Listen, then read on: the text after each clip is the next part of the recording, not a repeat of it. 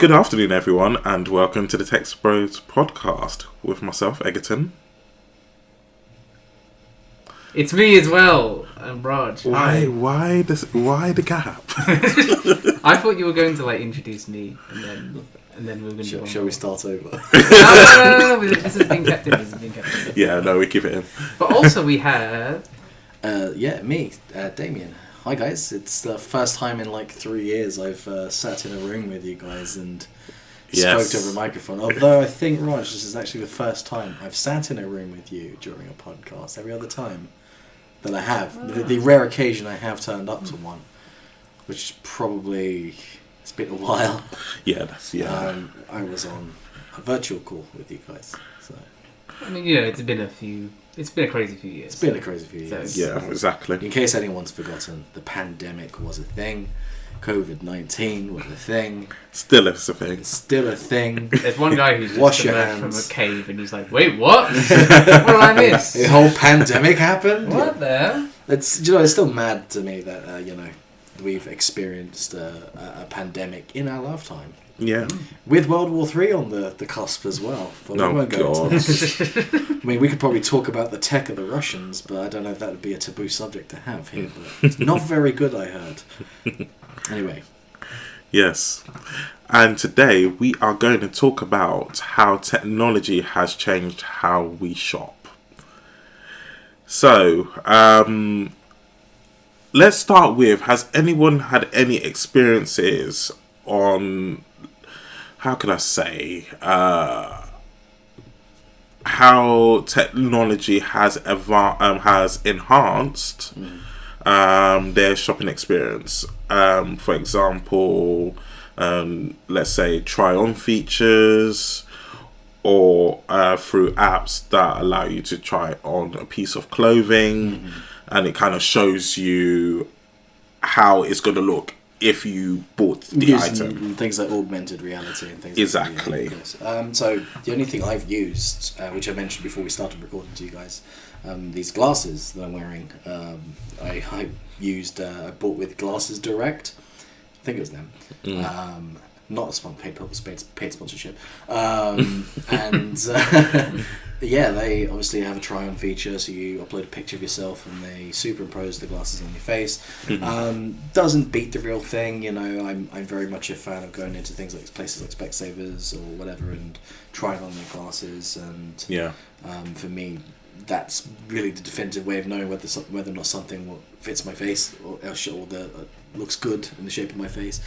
But this time I risked it. I risked the augmented reality. I liked what I saw, so I went ahead and purchased them, and it was a good choice. I think it enhanced my experience. I didn't even have to leave my home. I think it's it works well for people who want to know how things look on them, especially for clothes. Yeah. Of course, it doesn't tell you how it fits around your. No. I think that kind of thing is going to be very difficult for women, since despairingly, women's clothing is never consistent between brands and with sizes. And my partner would turn around and say, she'd shop one place, it should be one size, and she'd shop another place, it should be another size, and I'm just like, I wear 38 wasted trousers and they fit me every time sometimes. So I can imagine how they're going to make it work when it comes to different body shapes and sizes. Like, how good can it be, how reliable can it be, because what you get in reality is not necessarily going to be exactly the same. So but I have no experience in that personally. I'd like to know if there's anyone out there in Radio Land who's done this or used this, whether or not they've experienced this and what the feedback is. I think I'd be really interested to find that out. Have you guys tried? Is there something you've tried? Not really per se. I think the only thing that I've seen, which I haven't tried yet, which I really should, because it saves me the hassle, is I'm not sure if it was JD's or another shoe shop that actually allowed you to see what the trainer looks like on your feet, and it was like through an app. And I think when I was looking at it initially, I was just like, yeah, it's this not the same, because it may look good on the app, but when you go to the store and then you kind of put it on, that experience you still kind of need, because it may not be the same. It may not be the same, and I think that's what I've kind of been caught up with before. It's like I've bought stuff online, I'm thinking, yeah, it's going to be good, but when it arrives home, then it's just like, oh, it doesn't fit well, it doesn't look good on me. Yeah. So, yeah, it's kind of the same experience with clothing. Like, in theory, yes, it may look good on you with the augmented reality or whatever way it applies the clothing onto you, but physically, unless you physically try it out yourself, you never. That's it. And I think that's the thing. That's where it's going to be imperfect, because technology can't predict taste. Yeah. I don't really think. Well, they could predict taste. They could say, well, this person buys these sort of things. So based on that, I mean, we get it all the time with advertising, targeted advertising. You know, you're being targeted specifically for your taste.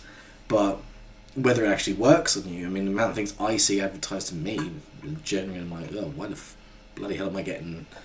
Why am I getting this targeted to me? Just because I mentioned, I don't know, Reebok or something. Is Reebok a thing anymore? Yeah, Reebok's still there. Yeah, I'm out of touch, but I guess I don't really know how much extra it offers when you have clothes, specifically with clothes online, where you have pictures of the clothes and you'll have pictures of models wearing them. Yeah. I don't know how much extra you get from being able to superimpose the clothes onto yourself. No, because it doesn't tell you a lot about how it fits your body and that sort of thing. I mean, I don't think through that sort of technology you're going to, get the idea that the clothes are going to be really loose or really tight. Everybody's body type is different. Yeah, but I don't know how much extra it kind of gives you compared to just if you're shopping online and you see clothes, just, pictures of clothes on the page, and you maybe imagine what you would look like in wearing them.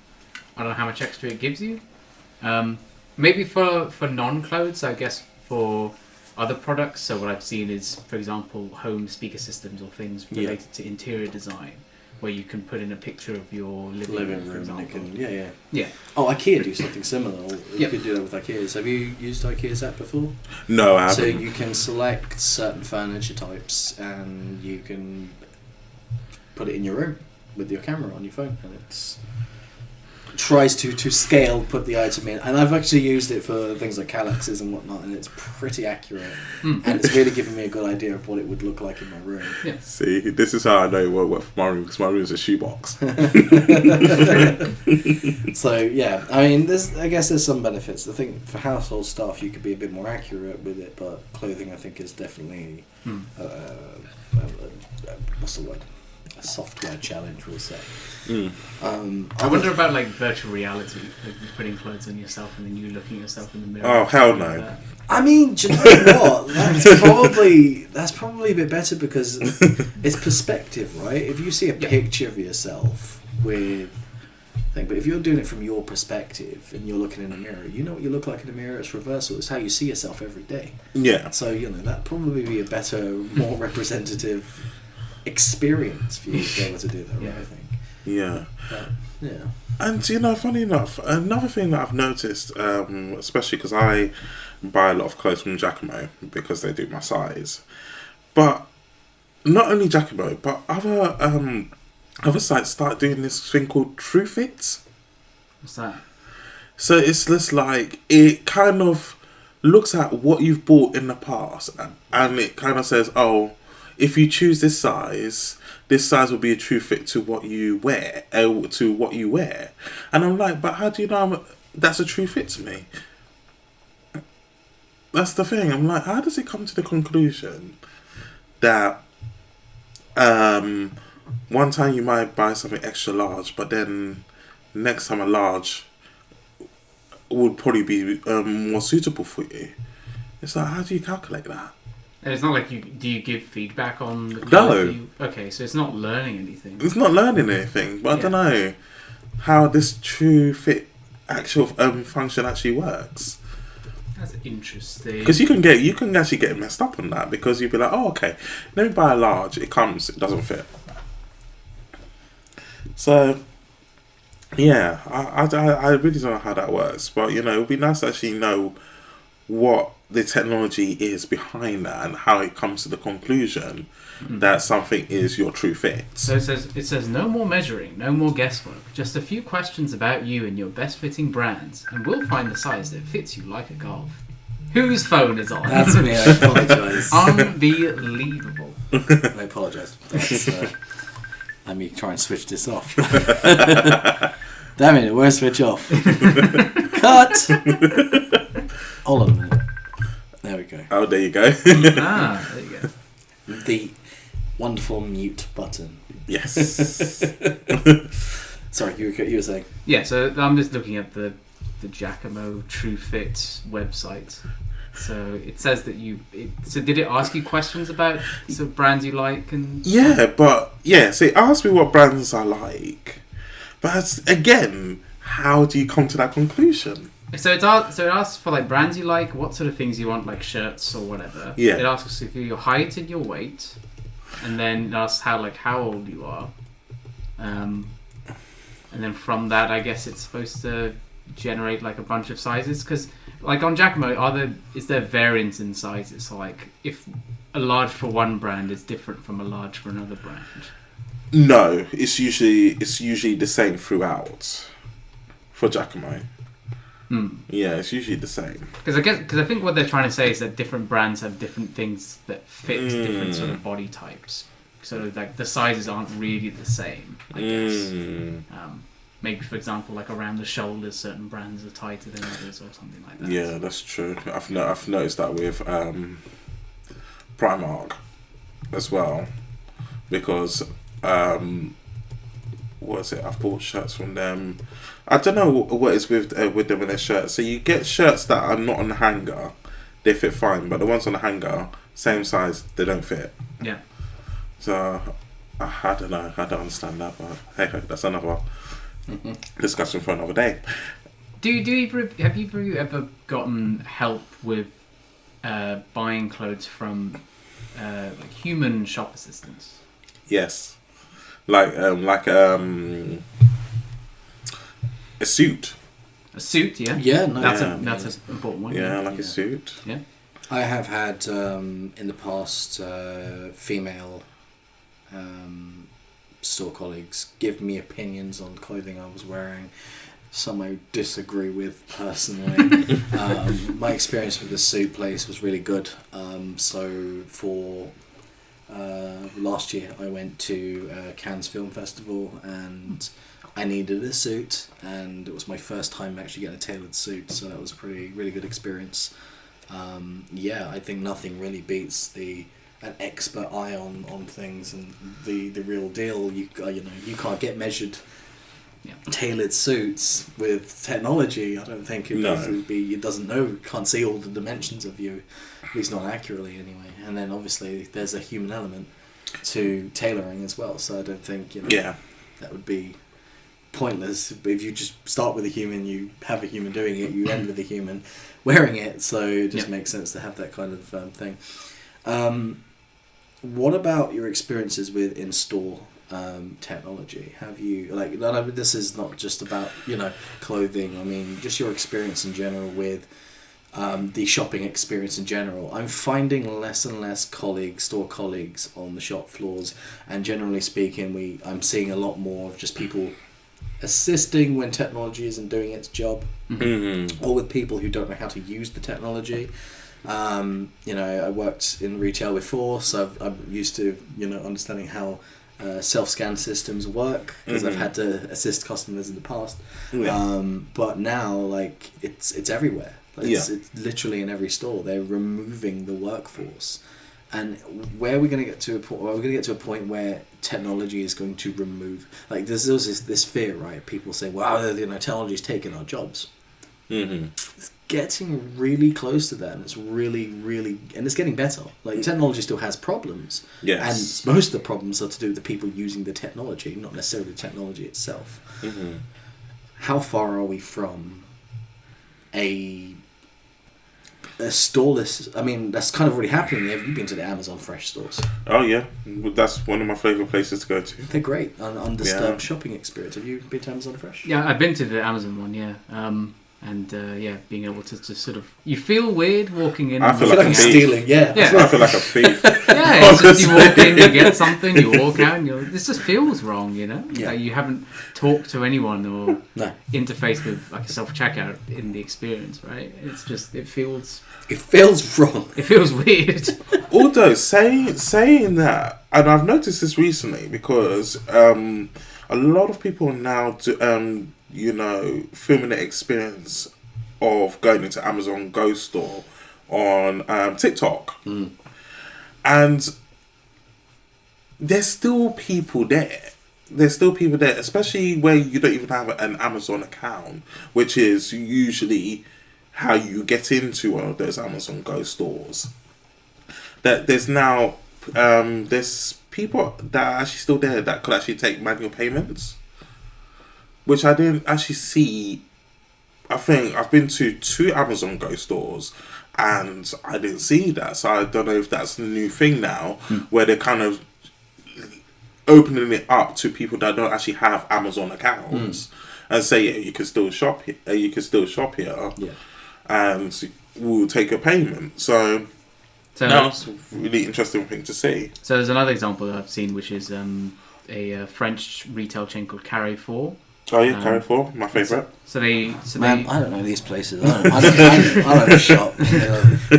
So they track customers using a virtual avatar, and they have 2,000 sensors that are built into the shelves of the shops, and 60 cameras, so that when a customer picks up a product, it's added to a virtual cart. And when they finish shopping, they just validate their purchase by just passing through the terminal, and it automatically makes a contact. Fresh works. It's a pretty sort of similar process, but the idea is that you don't interact with people at all. You just pick stuff up, you get out, and then that's it. That's it. You get the bill. Yeah. Which is still crazy to me. Yeah, and the thing is, it's so accurate as well. I've never had any issues in the 2 times that I've been where I've picked up something and I decided I didn't want it, and I've put it down. Yeah. And it came accurate, and it says like, yeah, you didn't take it. There you go. Get billed accordingly. So it is pretty fascinating. I think with the clothes example we were talking about, there's definitely you can see how the human touch is useful. Still there. required. I think tailoring is definitely not something that's going to be replaced by technology unless they do build the ultimate android that can basically undo this stuff with precision and without hurting someone. You look wonderful in that. You would say that with you metal. It really brings out your eyes. Oh god. Yeah, no, I'm sure those people, the people in those sort of professions, they're safe. Yeah, but I think for things like this, where it's grocery shopping, where maybe that human element is not as important. Yeah. I mean, even with self checkouts now, you occasionally may ask a shop worker where something is in like a big supermarket. Yeah. But apart from that, a lot of their job just seems to be fixing the self checkouts, unexpected items and unexpected items. Oh, we need to verify your age. Verifying your age. I mean, I guess, And I'm still like, well, actually, I always laugh when it says you have to verify my age. Till this day, I still haven't been ID'd. And I'm 32. It's been revealed here today, folks. Egerton is 32. I'm sure everybody knows I'm 32. I'm the same age as you, aren't I? Yes, you are. How old are you, Raj? I am 27. Mate, you're a baby. No, I'm joking. Do you know what? You're always so mature, so you always come across as wiser than me. In all of our conversations, I feel like you have something to teach me, and that's a beautiful thing. Well, thank you. It's very kind. I mean, this isn't the Compliment Bros podcast. No, it's really. No, I mean, it's been a few years, so I think a few compliments are owed. But that's fair. Excuse me. Yeah, so overall, I was gonna say, like, it's been a good experience. Do you think technology is benefiting you, like, in the way, like, have you guys used Amazon locally to you? Do you get the same day delivery Amazon? I don't get that, but I know some people have in the past. I do. Does it work? Is it worth everything? You know what? So Amazon is taking over everything still and dominating the market. It's worth it when you need something quick. When you need something quick, or even next day delivery. When you need something, normally it will take like 3 or 4 days. Yeah. For it to come, and then you get Amazon Prime, and it's like, oh, we can deliver it to you either today or tomorrow, and I'm just like, yes. You ever tried Amazon Now? Amazon Now? That's like even quicker than Prime. It's like same day, like in a few hours. That's insane.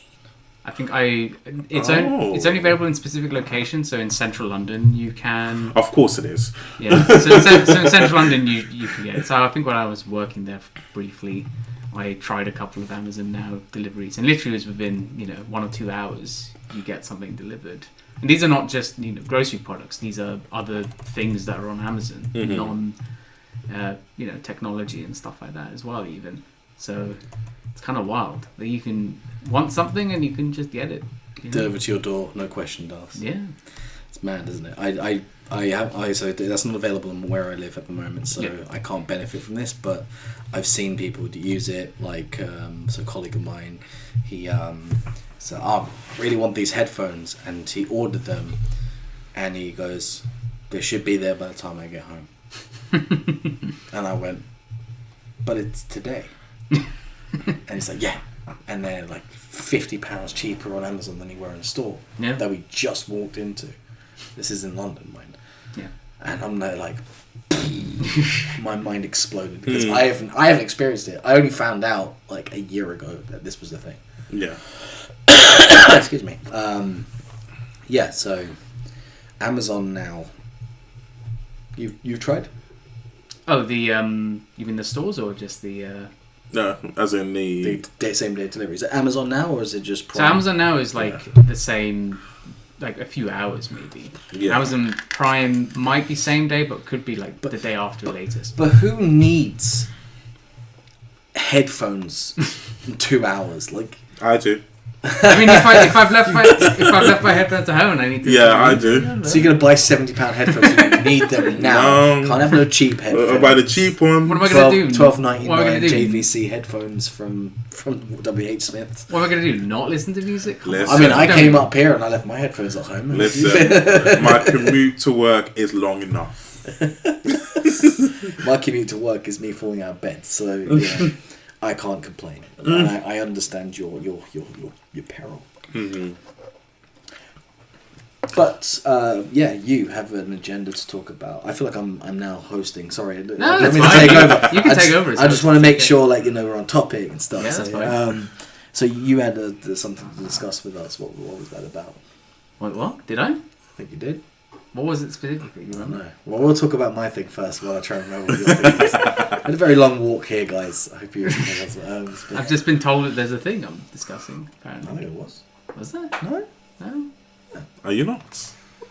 Well, I guess one thing I would say is that we're given the past few years that we had, we were, in a way, very fortunate about the ability to be able to order things online. Oh yeah. I mean, that's how we were able to get through the pandemic. Oh yeah, the online shopping experience has been like I still haven't really. I can still go to stores. I shop at Tesco's or Sainsbury's. Yeah.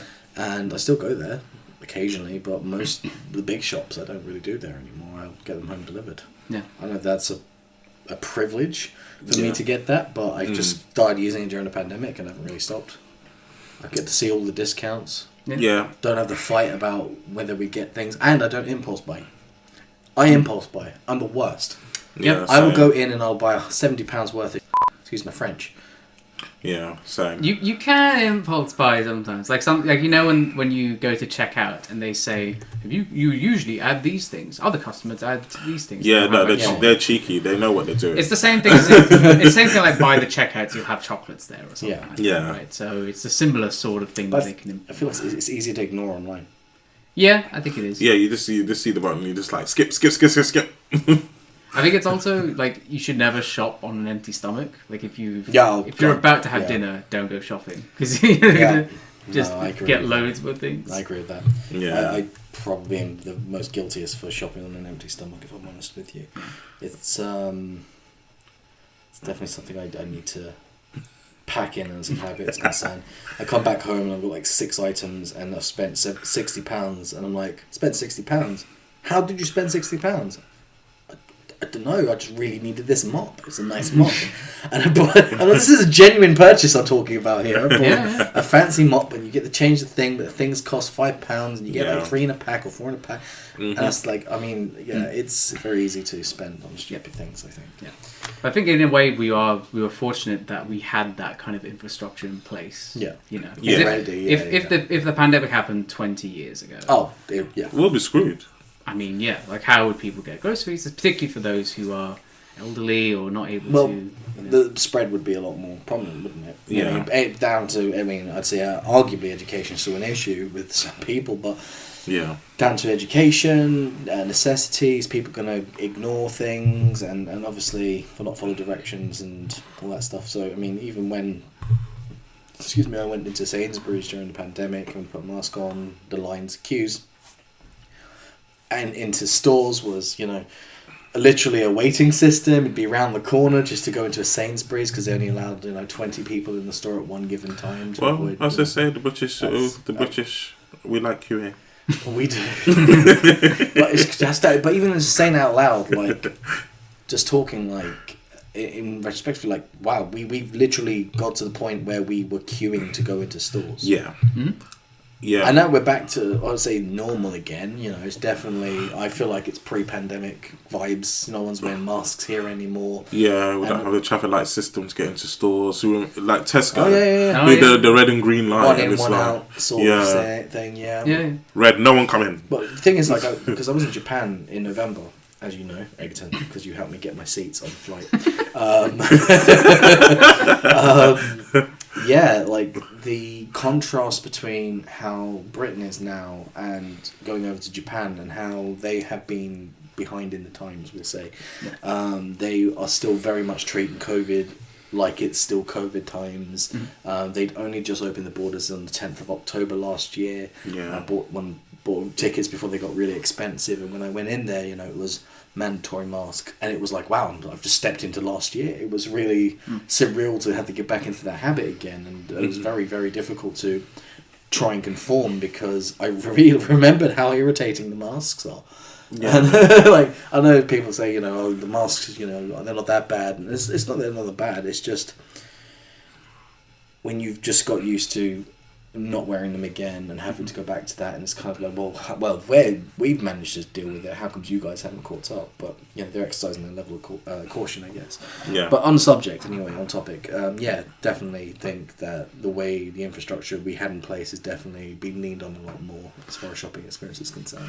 And I guess one thing to say is that there was this sort of technological infrastructure there, but there also was the human infrastructure there. Oh yeah. So if you order online, just say, be nice to the delivery drivers. Yeah, be nice to the delivery person, the people who picked your items in store. Mm-hmm. They still had to get up and go in there and do their job. And I can't fault them. Again, I worked retail before. I know how hard it is. So and to risk their lives as well, to because the key workers. Yeah. They have to go out and deliver it, and it's like once you get in contact with someone who's got COVID, you're screwed. You can't work. That's and it. A lot of businesses didn't really protect their employees in that respect. No. Some did, really good, very, very valuable, Yeah. But not a lot did. And you can't build that technological infrastructure without the human infrastructure. It's a bit like in India, for example, you have this the infrastructure of like dabbawalas who deliver like lunch to people in offices in like these metal tins, essentially. Yeah. So they'll cook in their kitchen, and then they'll be their sort of mass delivery drivers, and they kind of drive a lot of cities in terms of providing meals for people. Deliveroo before Deliveroo. Basically, yeah. It was sort of proto-Deliveroo. And there's kind of a bit of that kind of... I've seen like a couple of startups who are trying to do the same thing in London, specifically for sort of Indian food, for example. And so it's kind of interesting that it was kind of based on the human the human element. Again, we'll go back to using technology like Deliveroo, Uber Eats, Just Eat, became way more valuable than they became your friends. Yeah, it's amazing how much money you lose now using Deliveroo, and how lazy it's made us as well. I think I don't think. I do try and avoid using Deliveroo. I do try and go out and get my own food if I'm going to have a takeaway, but it's just so convenient, even for shopping. Yeah. If I can't be bothered to go to the shop and I just need a handful of things, someone can deliver it for me in 15 minutes or less. But also for cooking too. I guess from my generation, I just noticed less people cooking. Yeah. And so you get on one end of the spectrum, you have sort of HelloFresh that gives you ingredients and recipes. Yeah. On the other end, you just get nutritional supplements like Huel that meals don't become something you enjoy. It's just more for your nutritional value. Astronaut food. Yeah. Which I feel a bit. Have you used HelloFresh or tried it out before? No, I haven't. I have. You have? Yeah. Of course, Egerton has. Egerton, you're like. I've tried HelloFresh. I've tried Gusto. Oh my gosh. I've tried. Oh god! You tried a lot of things. To be fair, every new bank that comes out, you get a card with them. Yeah. No, but it's good because I want to know. I think Revolut was the only one I really stuck with. To be honest with you. Yeah. Well, I don't use Revolut. Funny enough, I don't actually use Revolut anymore. I use Chase. Oh yeah, you told me you use Chase. Have you moved from your regular banks to Chase? Absolutely not. No. Is there a reason why you just don't trust it? It's not ready. It's not there yet. No, because the bank that I currently use, I get paid early for my salary. This is the same bank that my workplace uses. Yeah, so it's always so some of my colleagues are yet to be paid. They get paid on Monday. I've already been paid. Fair enough. So yeah. But yeah, banks are all good for different things, but I like my Chase. Yeah. I just wanted to add as well, one thing I did notice regarding the pandemic and technology, Primark. What about Primark? It's been a while since I've been in Primark. Because Primark didn't actually have a site at the time of pandemic. So when the stores were closed, they were closed. They weren't making money. They weren't making money. And I think that was kind of one of their major disadvantages, which was they don't actually site. They didn't have an actual e-commerce Exactly. website. No e-commerce. So you're losing money not selling stuff. Your stock are still there. And they're all out of season because how many seasons passed during pandemic? 4 or 5. Quite a few. I mean, to be fair, the good thing about seasons is stuff comes back in season again. It's whether or not people are going to wear that stuff. Because taste changes. And again, let's go down to the element of taste to human. Yeah. So do they have an e-commerce website? I do not care to put Primark's website in my... They do. But they are trialing it with certain stores at the moment. Like click and collect and things like that. Yeah, but they do have e-commerce now, which is a big improvement, to be honest. And I'm sure that when they do eventually roll it out to all the stores, I don't think that their visitors' numbers will drop. No. To be honest. Every Primark I've ever been into, there's always a rammed. It's always rammed. Yeah. It's always rammed. So I think that having that as well will be a very major advantage to them. Two of the largest queues in retail history is Primark. Oh yeah, honestly. And the post office. Oh yes. I don't know about you, but every single one of those stores they walk into, there's always a queue of 5 or more people. Primark, Westfield, Stratford City. The queues are disgusting. Yeah. Ever since that opened, it's never improved. It's disgusting. And that doesn't even end at entering the store. Your challenge is getting in the store. Yeah. Then it's getting in a queue to pay for your items. And the thing is as well, just to add on to that Primark is actually moving in Stratford and it's becoming 5 floors. 5 floors? Yeah, there was an announcement made earlier this week that Primark is moving in Stratford Westfield. There's going to be 5 floors. How many floors are there in Westfield? So 3. There's 3. That's what I'm thinking. So where's the 4 and 5 coming from? Well, you haven't been there for a while. That whole place has changed. They're doing new building everything down there now. Are they building a basement, or are they building another floor on top of the glass ceiling? No, I think they are actually extending Westfield, so it's going to be bigger and better. bigger, like the one that they've done in Shepherd's Bush. Because Shepherd's Bush, that where John Lewis is now, that whole area is new. So they've actually put more floors in the Shepherd's Bush one as well. Yeah. So yeah, it's going to be 5 floors. These are proper Primark store, and I'm just thinking that at this moment in time, if you go upstairs, there's a queue. If you go downstairs, there's a queue. Listen, this doesn't remove the line. The reason why the lines at Primark are not longer is because people see how long the lines are and don't bother. Yeah. The lines are going to be the same. There's just going to be 3 or 4 times, 3 times more people in the stores. I mean, it's creating jobs, or is it? Because this is, again, like, human element. Are they going to bring more staff in? Or is it going to be self-service? Or is it going to be self-service, which is going to... It still need at least 2 or 3 staff members to help customers. And I don't know about you, but like when I use self-scans, sometimes I'm waiting a good few minutes because there's one store colleague to 7 or 8, maybe even up to 10 self-scans. So you get and all flashing red. All flashing red. All flashing red. They got a triage now at this point. They've got some serious triage. Who was first? Which one went red first? Because they're not paying attention. No. That's crazy. No, but we digress. I think these days it's definitely you can't really survive without an e-commerce.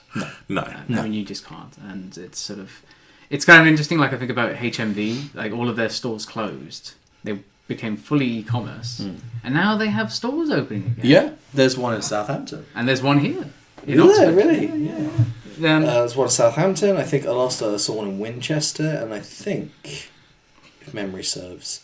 I saw one in Portsmouth, but I might be wrong on Portsmouth. So you can definitely one in Winchester though. You can offer that sort of hybrid service, I guess, of like being made primarily e-commerce with some physical stores. Yeah. But at least HMV survived a little bit. Yeah. Zazzle never came back.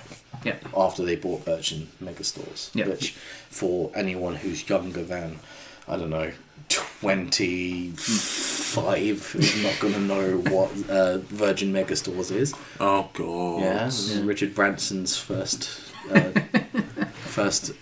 escapade. Yeah.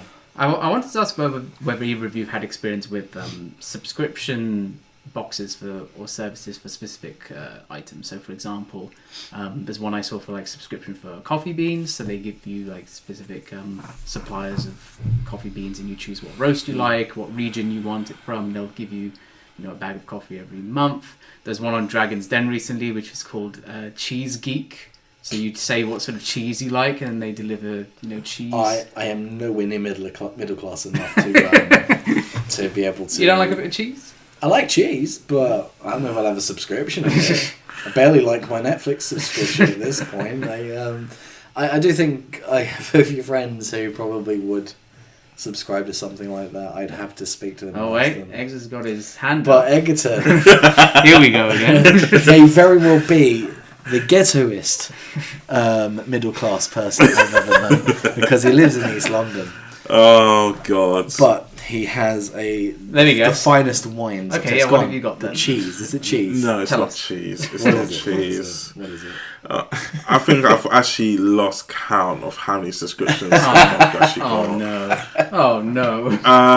So the one that I have frequently is the socks and boxes one.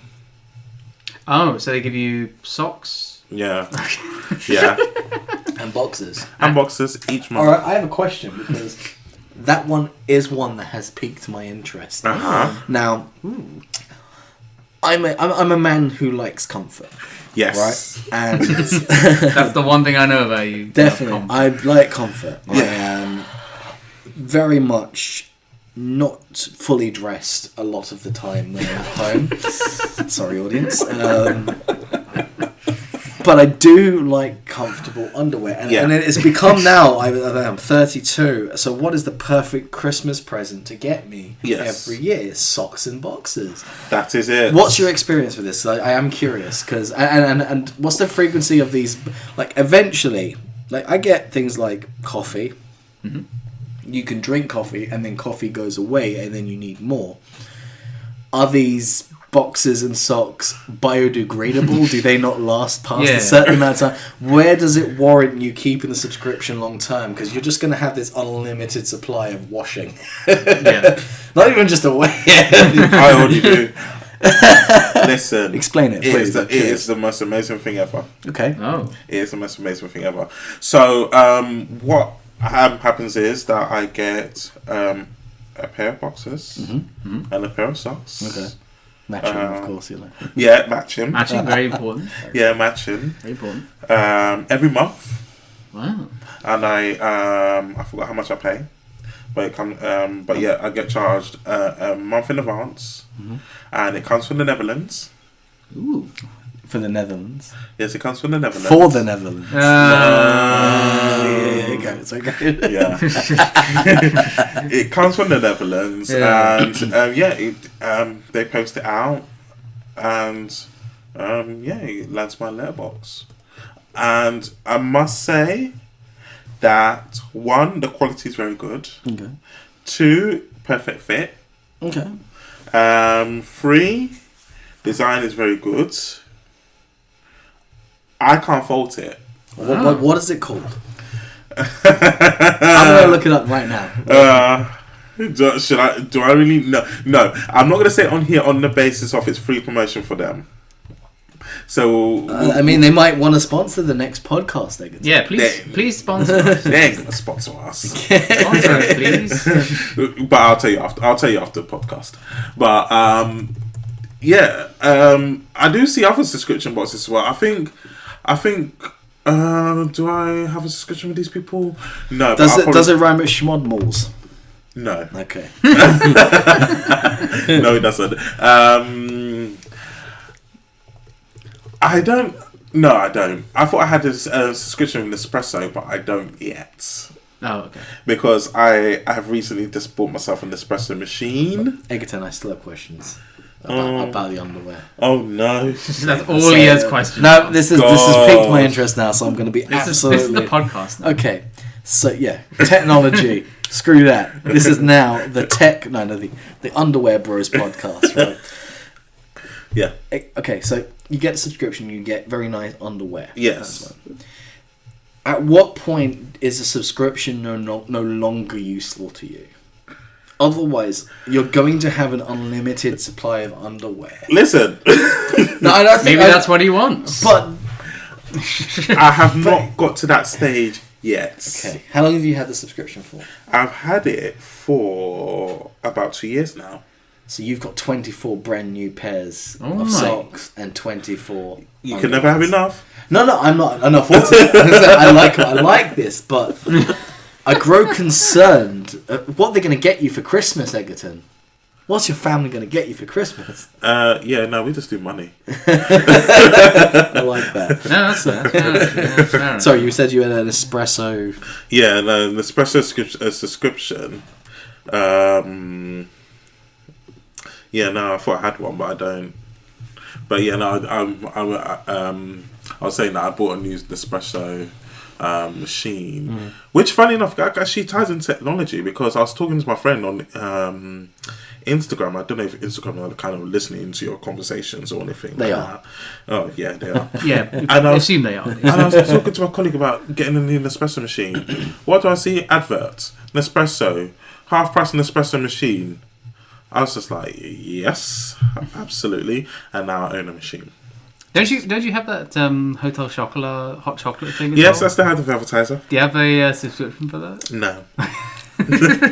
No, you know what? I actually didn't even know that they actually had a subscription. I think they do. Yeah. That's dangerous information. But one thing, I think that I haven't kind of used my advertiser since I've found out that I'm lactose intolerant. So, Yeah, so I don't know how it is with soya. You can get lactose-free milk. Yeah, and you get lactose-free cheese. Yeah. Yeah. Or you can get a tablet that you take that stops you from being lactose intolerant. Oh no, I've grown to soya now. That's why I have soya. Today's episode is sponsored by the soy industry. Yeah. Get all of your non-dairy needs here. Although we must stress that this podcast is not sponsored by Nespresso. No. Although I wish they did. Or socks. I need some. Or socks and Although if anyone wants to, give us some sponsorship, we'll absolutely talk about it. We'll do a whole episode. So moving away from retail technology and how it's experienced us, with the growing world, we've stepped in and embarked into the new age of technology, and it's now. We've had the nuclear arms race, we've had the big space race, but now we have the chatbot AI race.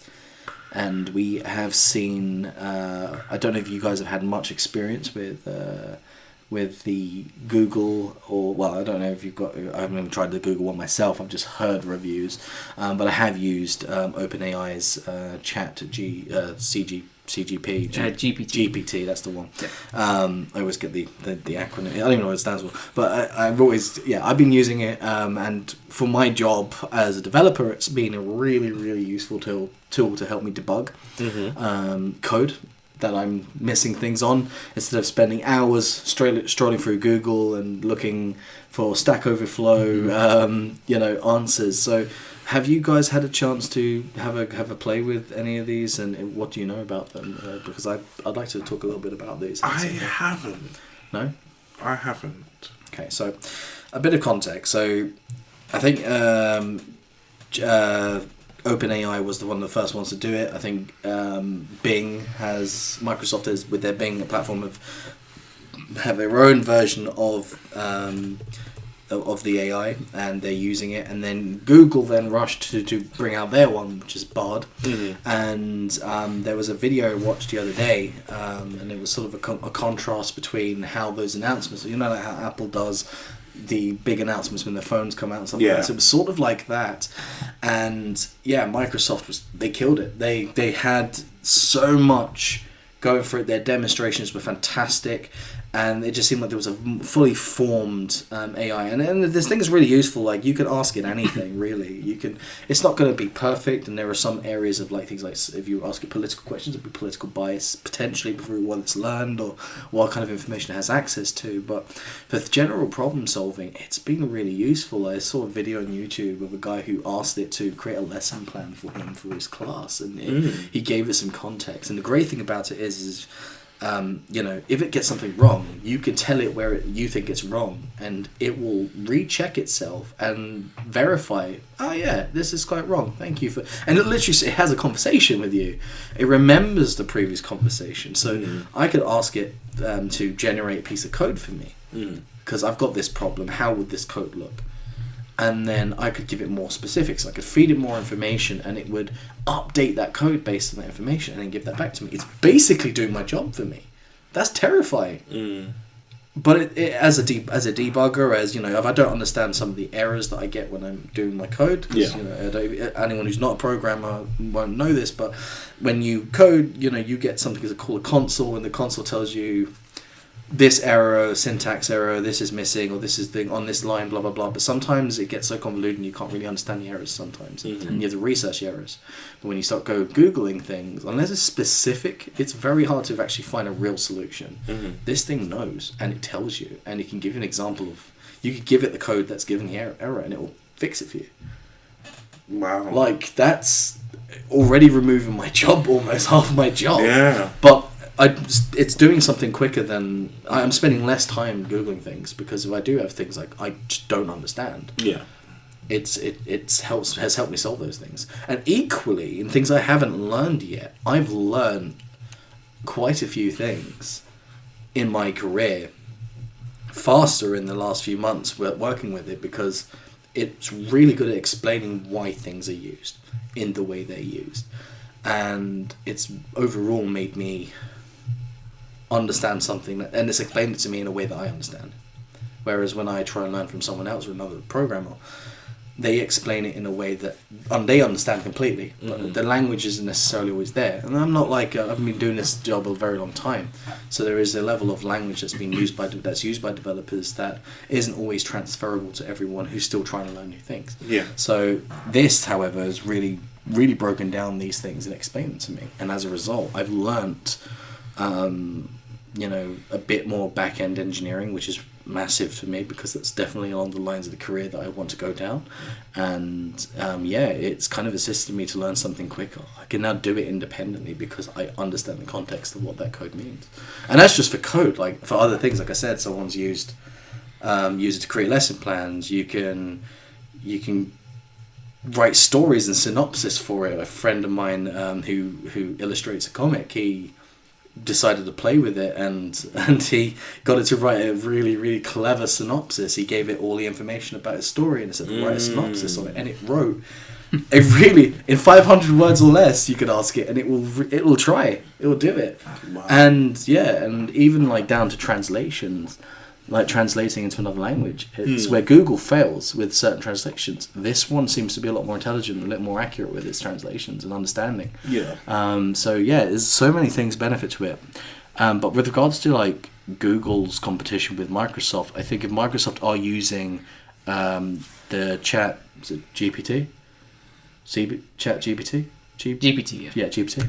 I think Microsoft are using ChatGPT's technology or their own rendition of it. With where it's at now, I don't know if Google can catch up, and their demonstration was really bad.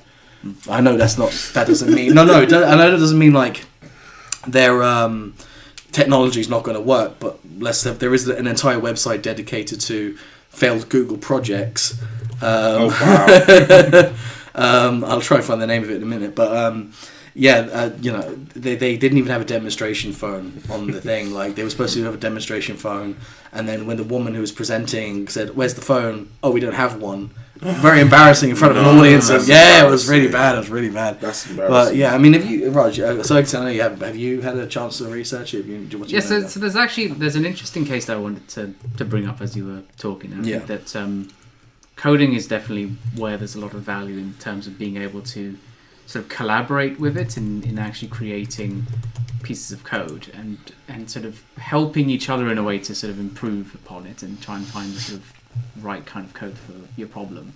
But one of the kind of interesting issues that's brought up is when it comes to teaching resources, and specifically if you set students essays, are they just use ChatGPT? That's quite controversial, to write essays for you. Yeah. Sorry, Eggs looks very shocked right now. Are you okay?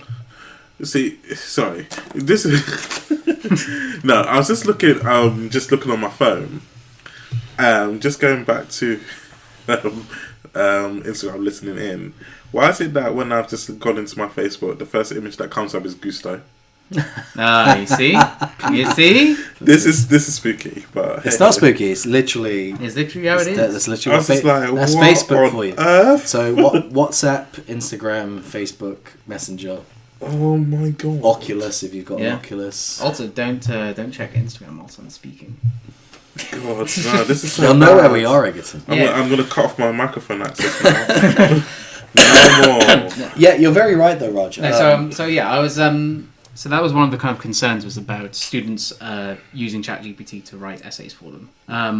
One of the things that it seems to do is that it seems to get sort of if you ask it, for example, so in my case, like psychology assignments, ask them to write an essay about past research on a particular area, and you get. I've got it up now. Let's ask it. I mean, you can ask it, and one of the things that we've kind of seen is that you tend to get very sort of surface level kinds of, it might kind of give you some relevant papers and relevant. Give me an example. I'll ask it right now. Okay, ask for like. I'm going to do a 500-word essay. 500-word essay on the psychology of emotion research, for example. Oh God, let's have a look. So I've asked it, write me a 500-word essay on psychology of emotion. The psychology of emotion is a fascinating field that seeks to understand how emotions influence behavior, thoughts, and social interactions. Emotions are an integral part of our lives and are essential for our survival and well-being. They help us navigate the world around us and respond to various stimuli in appropriate ways. The study of emotions began at earnest in the late 19th century with the pioneering work of William James and Carl Lang, who proposed that psychological changes in the body precede the experience of emotions. This theory, known as the James-Lang theory, suggests that emotions are a result of bodily changes in response to environmental stimuli. For example, if you encounter a dangerous situation, your heart rate may increase and you will feel scared or anxious, and it does go on. But right there, like, this is... But the thing is, like, you know, if you think, okay, is this, you know, an extract from something, it's written by the AI, so it's actually not plagiarizing. You can ask it to reword the exact same essay a different way and it'll do it. You can add to it, like you could say in this particular part. So I'm gonna let it finish. It's still going. Jesus. I was gonna say. So is this 500 words? It looks like I was gonna say the people that are in university, please do not try this for turn it in. Well, the thing is, I've read that ChatGPT has also passed several exams with flying colours. They've tested it with actual exams. Yeah. Like, and it's passed. Okay, so this is the first thing that can get 100% theory test. But can I be honest? Like, I'm looking at that and I'm thinking that probably wouldn't get high marks. No, it wouldn't get high marks. But if you were to, but this is the thing. Like, this is base level. But if you know your shit, excuse my French, but again, if you know your stuff, are we allowed to swear in this podcast? I don't know. What's you could beat what's me. the policy? Probably not. Okay, so Egerton will mute me every time I say swear, so I apologise. But so yeah, the thing is, you can refine this, right? So if you find that there's nothing quite right about something, or you have a certain area of knowledge that you want it to elaborate on, you could say in this paragraph, can you elaborate on X, Y, Z? Yeah. And it will rewrite that paragraph, or rewrite the whole thing with the paragraph amended with the specifics of that. So it could get to a point where it is a bit more refined and you know, it depends how much you give it, right? And I think So in that specific example, and I guess in general, ChatGPT, what it's doing is it's basically calculating sort of probabilistically what's the most likely next word as it's generating sort of a passage, for example. And in that case, where it's talking about sort of Lang theory of emotion, that is a thing. But when we've tried actually in the past, it's generated, say, references for past papers in a particular field of research. And then we say, this paper doesn't exist. Is there like a mistake here? And it says, oh, sorry, there's a mistake. And it amends it to say, actually, it's this paper. And actually, those papers don't exist. Oh, so where is it? So I guess like... So it's making it up? So it makes up papers sometimes for, like, you know, when it's cited these. In this case, I think the James Lang one makes sense because that's, like, quite popular. Yeah. But I think if it starts, as you maybe read into some of the other ones, it might start just making up things like papers. I'm just thinking, so, you know, you could do that. Submit as a paper, and then when it goes to get checked, it's just like, this doesn't exist. I will be working on a very interesting project, which I can't tell you in this podcast, but it is with potentially a very interesting project. And it's regarding things like thesis and documents. I don't know if you've ever come across, you know, some universities, they'll have like a repository of like essays and case studies and stuff. Yeah. So we'll be working with a university building something like that, which is a really, really exciting project. Yeah. And that's again, but obviously like research is continuously growing. So who's to say that there isn't something that this can see that we can't necessarily find ourselves, or has it been searched that does this exist? We've tried. It's 100% bullshit. Yeah. We tried looking into the papers to see like, it cites a paper and it cites a particular source, and we tried looking into the source and it doesn't exist. Yeah. So could it have existed? I mean, maybe, but it's just like it doesn't have an awareness of kind of sources. It's got right? it's got the information from somewhere, right? No, it's just computing like words based on how likely they are to occur, right? Like they're just saying like what's the most likely next word based on its input that it gets. From I guess this is where it works and where it doesn't work. For me, the stuff that I've tried with code, I guess because the programming languages are quite straightforward in how they work. I think it's also because most code is ripped off from Stack Overflow. Like everyone's just copying. Everyone's copying what they see from Stack Overflow. So it's like everyone's code is timed. Well, I think down to the crux of it, every programming language is based off another programming language. Yeah. Like recently, a friend of mine had a problem. They were doing it. They were like a Mario type game, and they came to myself and my manager, who's a friend of mine, who. I do JavaScript and React JS and stuff like that, and he's got way more experience with other things like C++, C Sharp, PHP, so a lot of backend languages as well as JavaScript. And and she came with a problem in C. And the first question we both said is, "Why are you learning C? You are literally learning the base language after binary."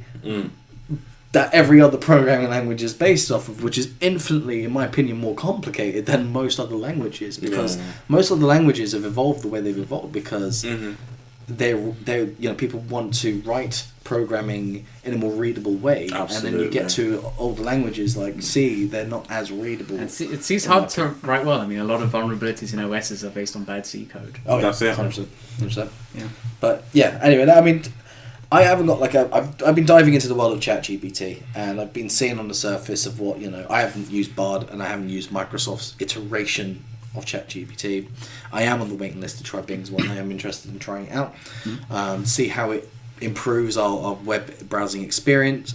I mean, a lot of things as well as they mentioned about, especially with Bing anyway, they mentioned that, when you do a search and you're using ChatGPT or their version of it, that it will provide you a summary or an example of a response into your question. So you could ask it, about, I don't know, the first president, George Washington, and it will give like a little essay about George Washington. That's tailored written to you, more or less. At what point does that replace what people are creating blogs for, which are very specific places where you go for information? Because this is kind of taking that information and giving it to you in the forefront, because it's been more accurate, because it's knowing what your question is and it's giving you the answer in written English. You don't really need to visit the links unless you're specifically looking for something. But if it's information, you Google, how is blah, blah, blah, blah, blah. It's going to give you information about blah, blah, blah, blah, blah. You don't need to find a blog about blah, blah, blah, blah. So what does that do for people? I don't understand. Oh, come on, really? Really? Wait, haven't we had this interruption before? Ladies and gentlemen, we have been interrupted by Google. It is a Google. Yeah, it's a Google. How appropriate. See, it knows that because I've been dissing Google's, BARD. It's probably listening and going, damn you. It's alright. It's the same if you have an Amazon Alexa in your house, of which I do, and I probably shouldn't. But yeah, I think it's kind of like, if you think about there being two types of knowledge, sort of declarative and procedural knowledge. Declarative being sort of facts and just sort of very like matter of fact information, versus procedural, which is more how things work and pros and cons of things, more about the sort of the analysis of information. And I think the sort of the former is like pretty much going to be like very easy to get at the click of your fingers using something like ChatGPT.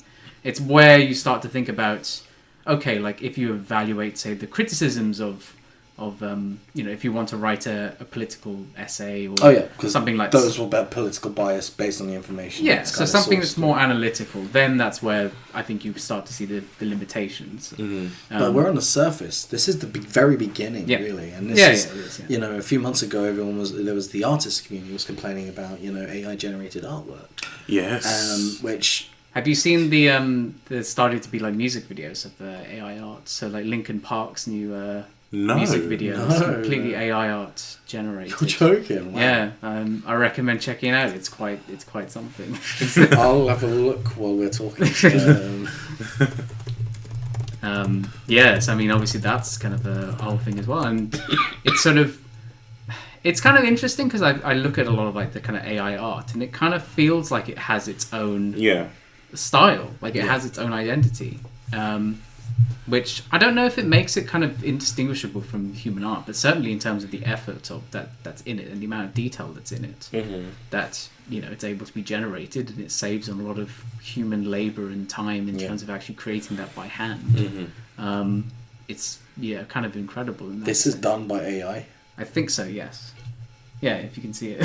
That's insane. I mean, I've seen I've seen this very similar technique. My God. The guys at Corridor Digital did a Into the Spideyverse Yes.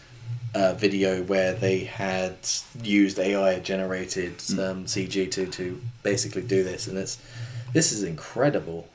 But I guess it's very artistic, and they've obviously gone for the whole Very. anime look thing, so you can see where it's kind of fluky. But you unless you're told this is AI generated, you think, oh, it's just a really weird artistic creative decision. I think once you see it, you kind of can tell that it's AI generated. Like the way that inconsistency in the artwork as well. Yeah, the way that in each frame it does sort of change around a lot. There's a lot of kind of, I don't know if flickering is the way to describe it, but you can sort of see it. There's another example I can show you a bit later as well. That's really cool. Yeah.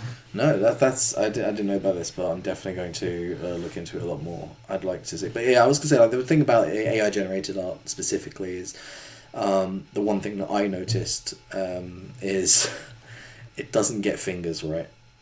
Oh, does it not? Oh no, like it just gets the number of fingers. So if you look at how it does hands, then there's actually a few memes have been about it, but basically it always got like maybe 7 fingers. What the hell? All the really weird fused, deformed fingers and stuff like that. Yeah. So it seems to struggle with your digits, but really, really succeeds when it comes to things like faces and hair and things like that. But can't do toes and fingers for some reason. It's interesting. You think that would be probably more the simple thing, but if you think about art, a lot of artists who are new to illustration specifically struggle to draw hands, and the human hands are actually quite an amazing thing when you really think about it, because not all of them are the same.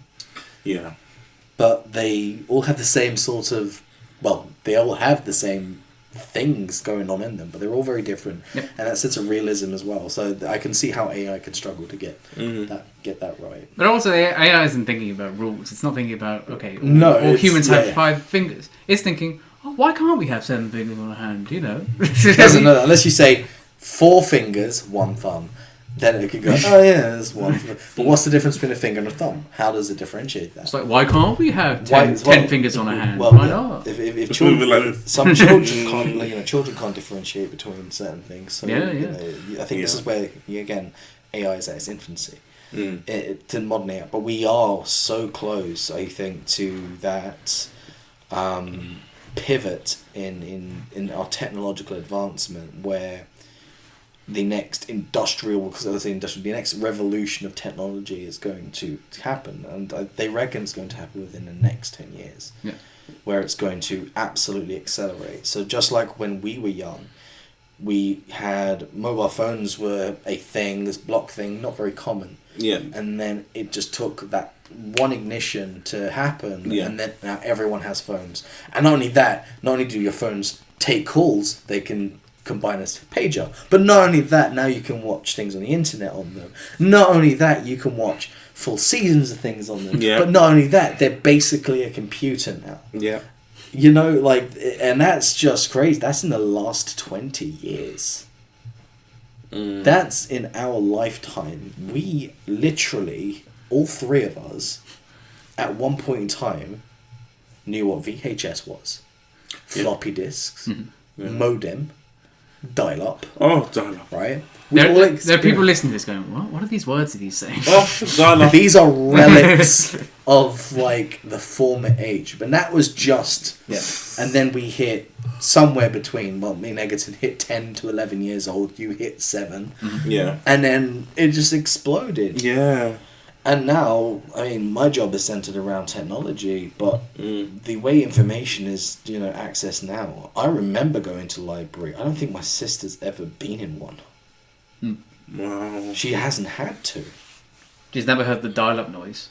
No. Well, she probably has with me, because I probably have showed her. Do you know what this is? Yeah. But...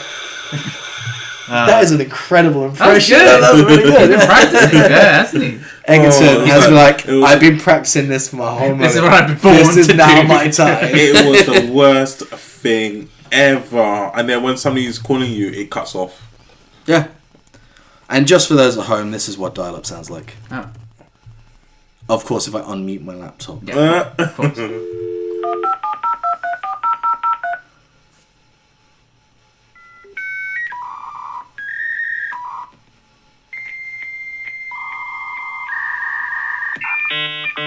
It was always. I love that one. Yeah.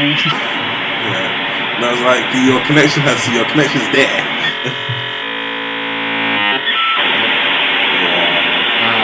Those are the days. But the question is, it's exactly the same everywhere. It's exactly the same tone. What is going on to make those sounds? It's always the same. Well, maybe I need to look into this. Okay, let's do an episode on just the dial-up. We should do that. The next episode is dial-up. That'd be good. But I must admit, though, there is places abroad that are still using dial-up.